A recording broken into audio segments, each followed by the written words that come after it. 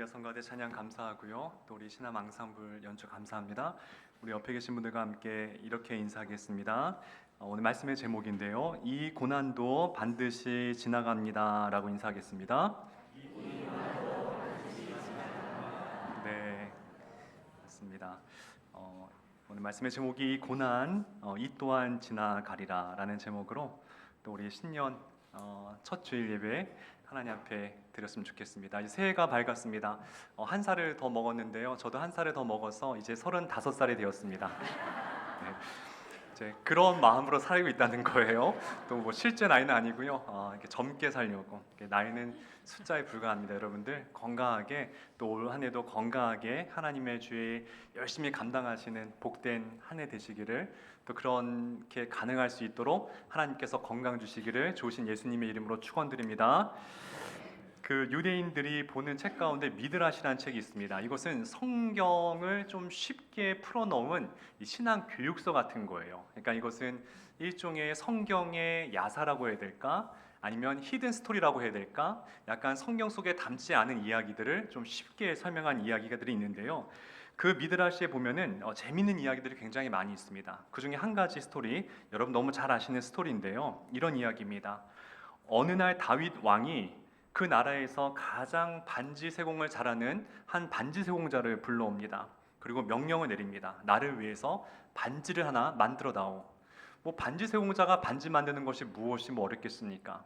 그래서 예 폐하, 제가 멋진 반지를 만들겠습니다. 근데 그 다음이 문제였어요.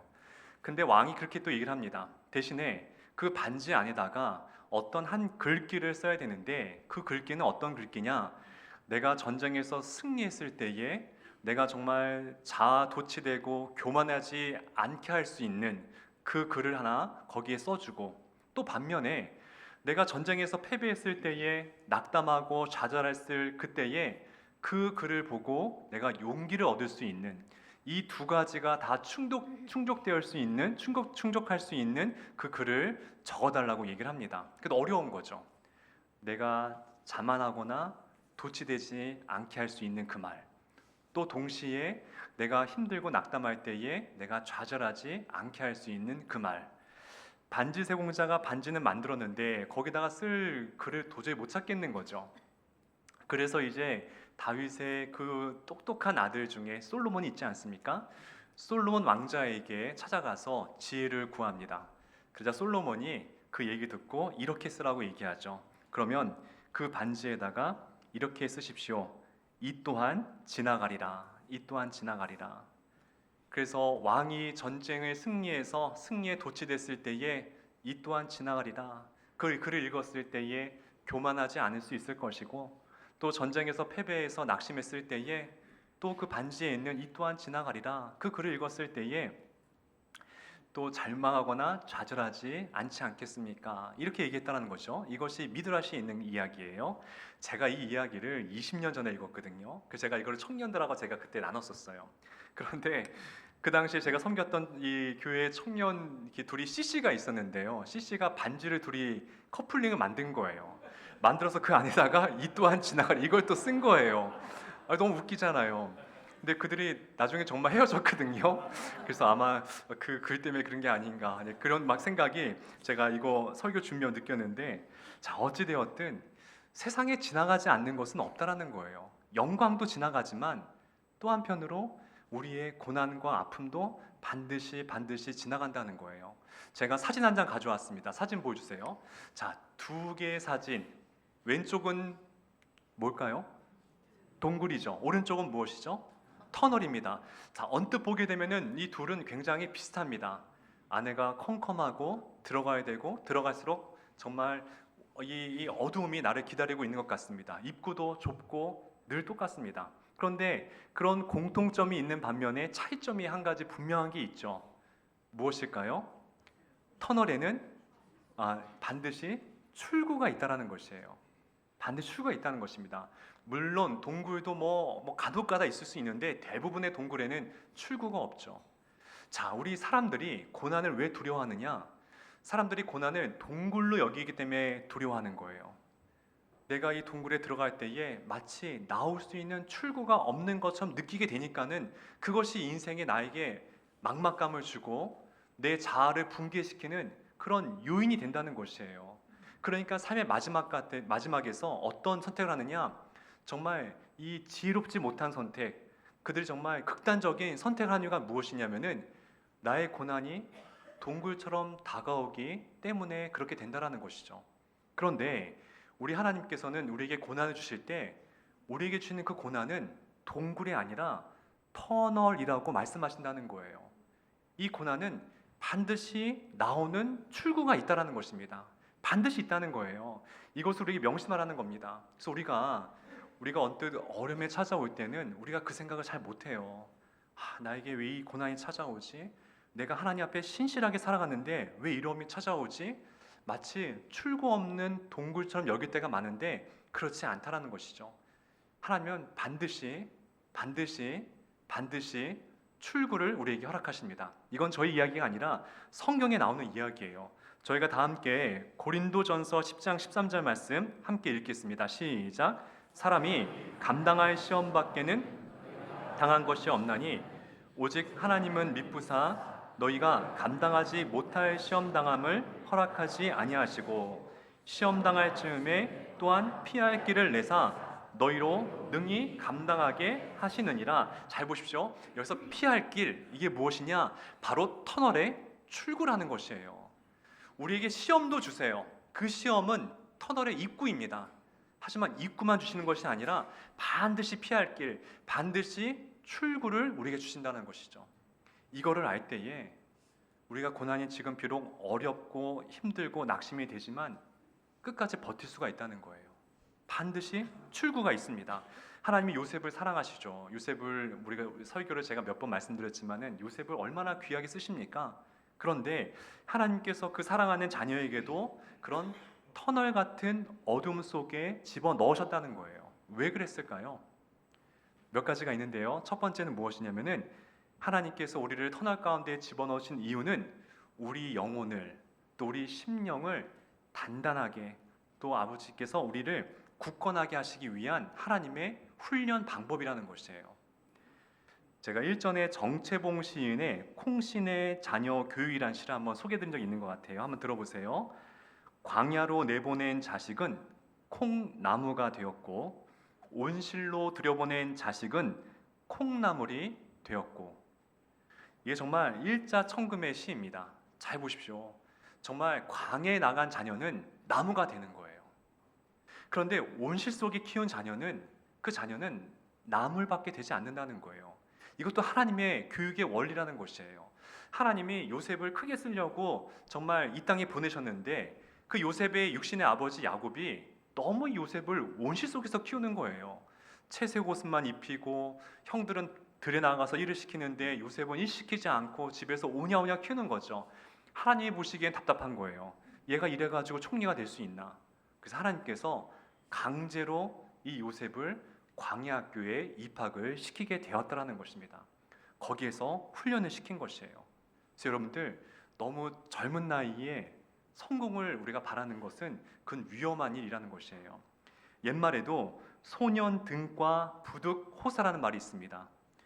소년 시절에 과거에 합격하면 좋게 죽지 못한다, 이 뜻이에요. 그러니까 너무 일찍 성공하게 되면은 끝이 좋지 않다라는 것입니다. 그래서 세 가지를 당시 옛 어르신들은 굉장히 주의했는데, 첫 번째 뭐냐면은 젊은 나이에 과거에 급제하는 것, 두 번째는 부모의 권세에 힘입어서 좋은 벼슬을 얻는 것, 세 번째는 어린 시절에 재능이 너무 뛰어나고 글솜씨가 좋은 것. 이게 어떻게 보면 지금 요즘 사람들이 바라는 것들인데 옛날 어르신들은 이것이 정말 위험한 인생의 위험 요소라고 봤다라는 것이에요. 왜 그랬을까요? 일찍 성공하면은 끝이 좋지 않습니다. 뒷심이 부족하다는 것이에요. 얼마든지 교만할 수 있고 나태할 수 있고 자신의 그 배경을 믿고 아무것도 안 하게 된다라는 것이에요. 하나님도 우리를 그렇게 보신다는 거예요. 우리가 너무 일찍 성공하면은 우리가 타락하게 될까봐. 여러분들 하나님께 기도할 때에 하나님께서 일찍 주지 않을 때가 있어요. 너무 일찍 받으면, 금방 받으면 그 축복을 우리가 당연하게 여기게 된다는 거예요. 귀하게 여길 줄 모르게 된다는 것입니다. 잠언서 20장 21절에도 하나님께서 똑같은 말씀을 하세요. 같이 한번 또 읽어볼까요? 우리 잠언서 20장 21절 시작. 처음에 속히 잡은 산업은 마침내 복이 되지 아니하느니라. 그래요. 너무 빨리 속히 내 사업이나 내 공부나 모든 것들이 속히 잡는 것은 마침내 끝에 가서는 그게 복이 안 될 수도 있다는 것입니다. 너무 빨리 성공하는 것, 너무 빨리 앞서 나가는 것, 우리 이것만을 위해서 기도하는 것은 아니라는 것이죠. 성경에는 하나님께서 우리를 훈련하실 때에 독수리와 같이 우리를 훈련하신다라고 표현하시거든요. 이 독수리가 어디서 서식하나 봤더니 정말 이 인적이 없는 절벽에 둥지를 트고 거기서 새끼를 부화한다고 합니다.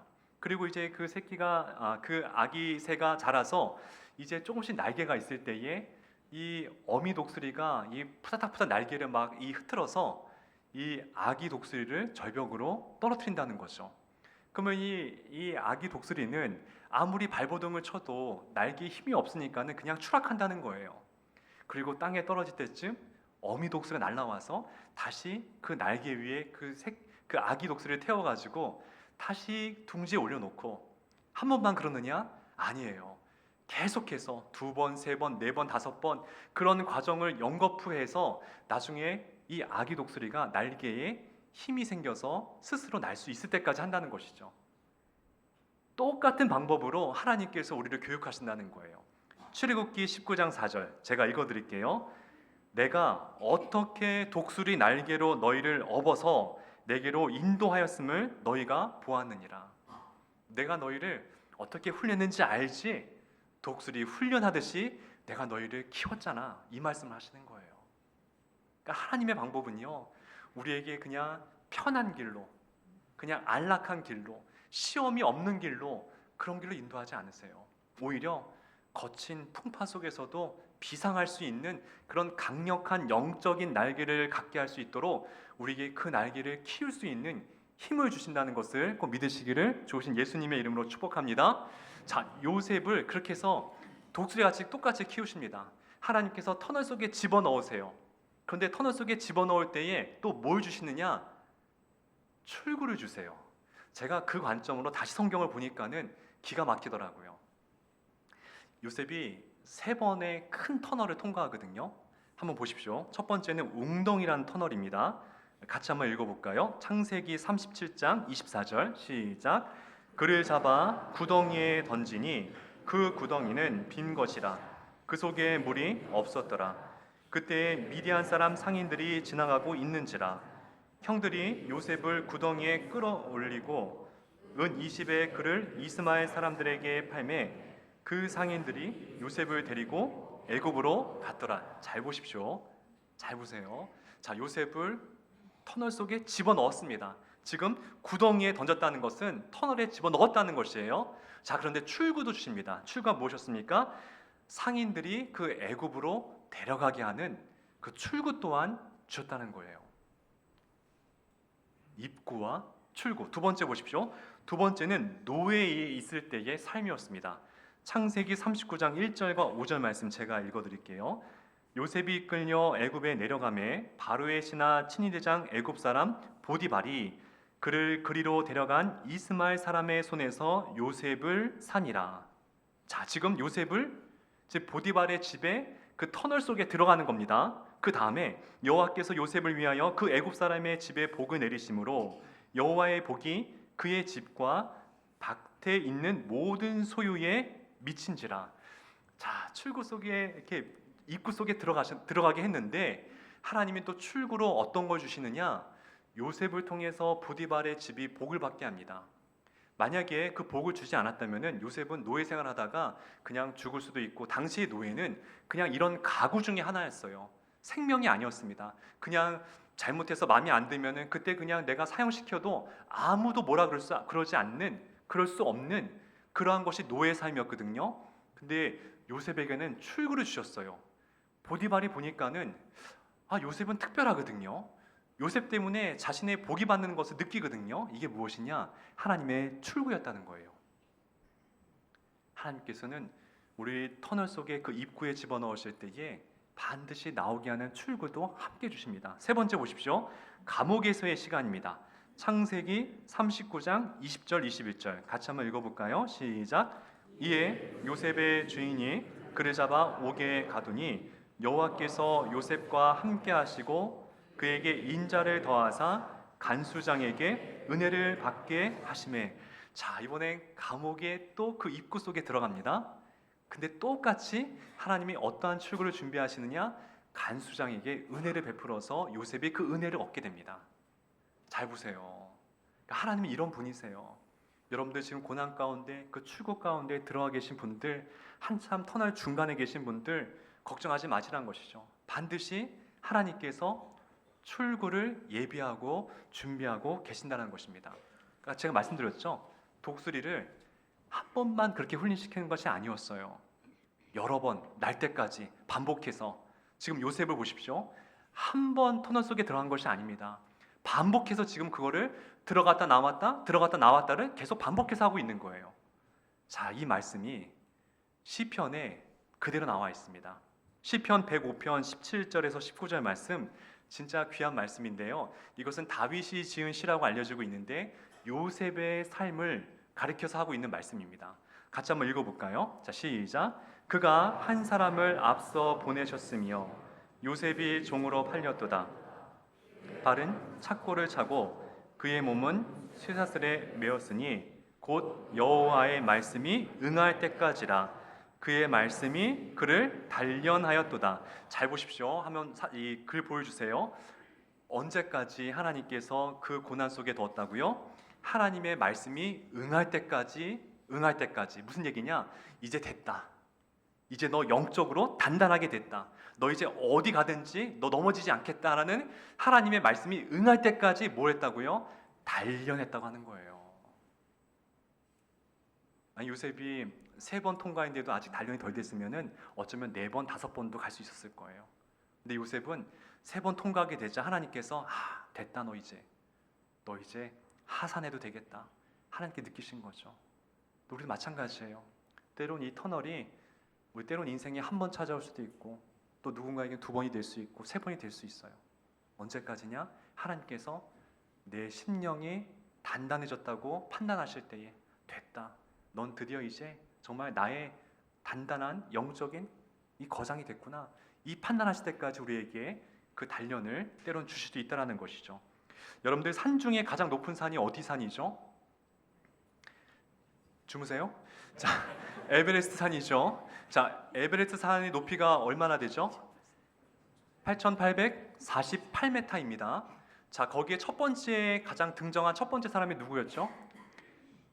힐러리 경, 이 뉴질랜드의 산악인이죠. 그분이 1953년도에 이 네팔의 텐징 노르가이 이 쉐르파거든요. 이 안내원과 같이 거기에 처음으로 등정하게 됩니다.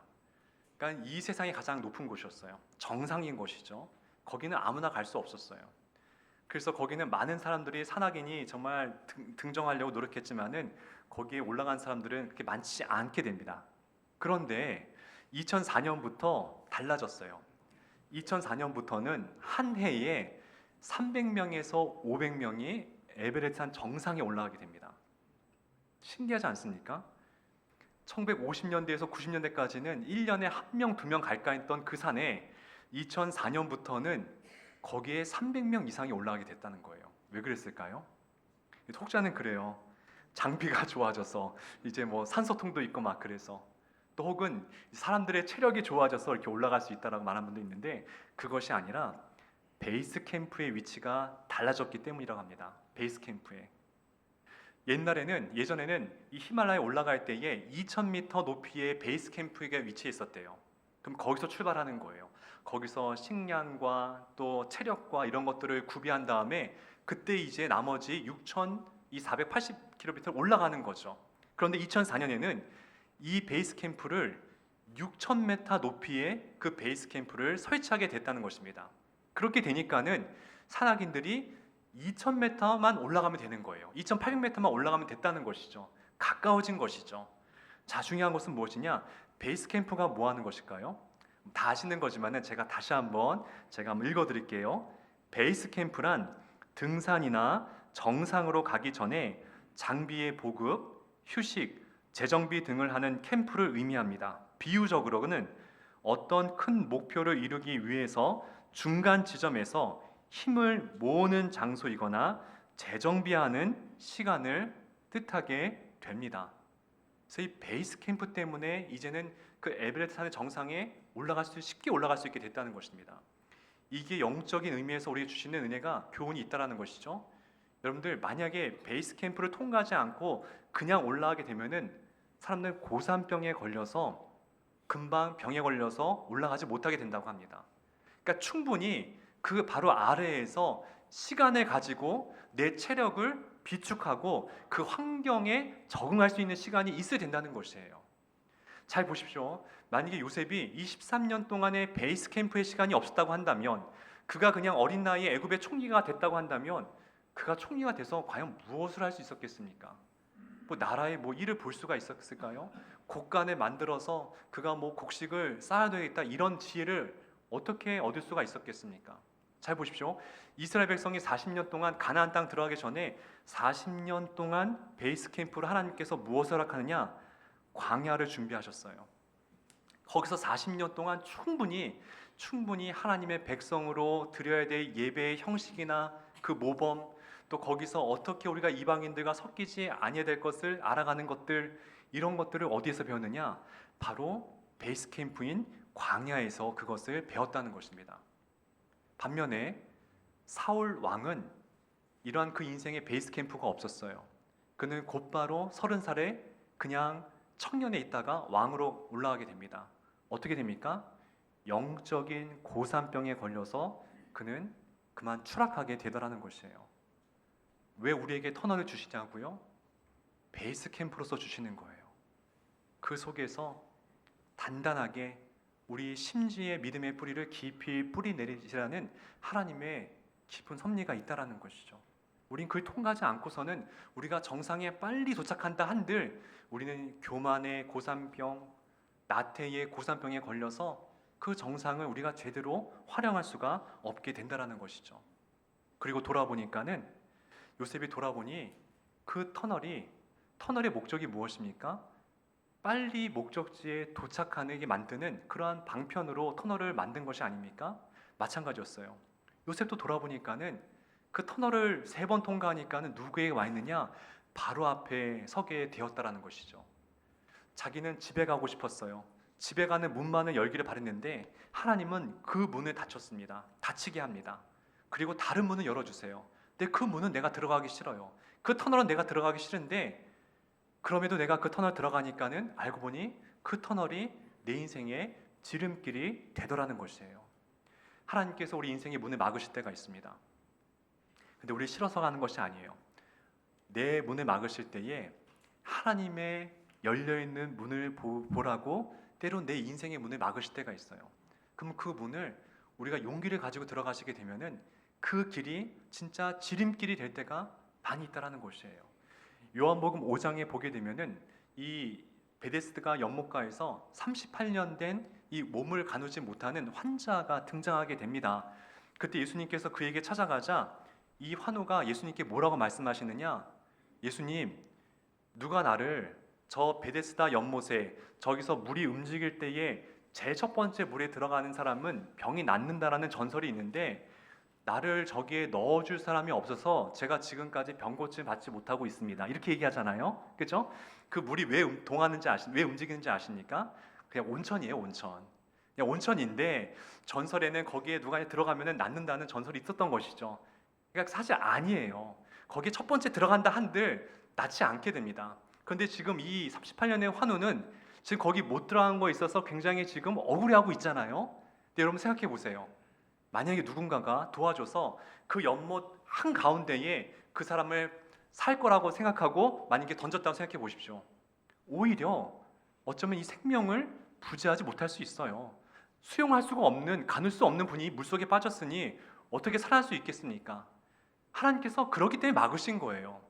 그 길이 막히자 누가 오십니까? 예수님이라는 진리의 문이 그분 앞에 나타났던 것이죠. 여러분들, 우리 인생에 내 문이 막혔다고 해서 좌절할 필요가 없다는 것입니다. 하나님의 문이 열린다라는 것이에요.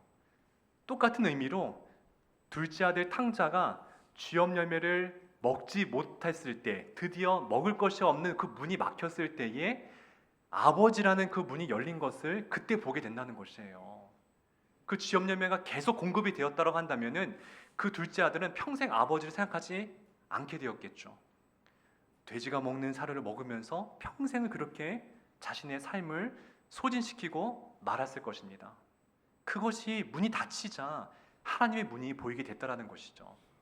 그래서 여러분들, 터널의 목적은 지름길에 있다라는 것이에요. 지름길에 있다는 것. 지금 그 고난의 길, 정말 이 지난한 길, 지루한 길, 질이 멸렬한 길 통과해 보십시오. 가장 빨리 앞서 있다는 것을 느끼게 된다는 것입니다. 제가 말씀을 정리하면서, 이 말씀 준비하면서 제가 어렸을 때 저희 딸하고 차 타고 이제 지방에 운전할 때에 게임을 했어요. 그 게임이 뭐였냐면은, 터널이, 지방에 가면 터널이 많이 있거든요. 산을 뚫고 가니까는 그 터널을 통과할 때마다 숨참기 게임이었어요. 숨참기 게임. 이렇게 터널 들어갈 때 이렇게 숨을 참고 나오면 쉬는 거죠. 근데 한 번은 터널이 한 5분을 가도 터널인 거예요. 저 그때 순교당할 뻔했어요. 그때 막 너무 힘들어가지고. 근데 제가 그 터널을 통과하면서 지금 느끼는 것이 무엇인지 아십니까? 우리 세상에는 긴 터널도 있고 짧은 터널도 있다는 거예요. 근데 중요한 것은 모든 터널에는 출구가 있다라는 것이에요. 사랑하는 신한교회 교회 여러분들, 2016년 때로 우리 인생이 내가 예기치 않는 터널 속에 들어갈 때가 있어요. 그 이유는 나를 더 강하게 하시기 위한, 내 날개에 하나님께서 근육을 붙여주시기 위한 하나님의 섭리일 거예요. 그리고 가장 빠른 길로 인도하시려는 하나님의 섭리가 있는 줄 믿으시기 바랍니다. 그런 믿음으로 여러분들 승리하는 인생이 되시기를 좋으신 예수님의 이름으로 축복하고 축원드립니다.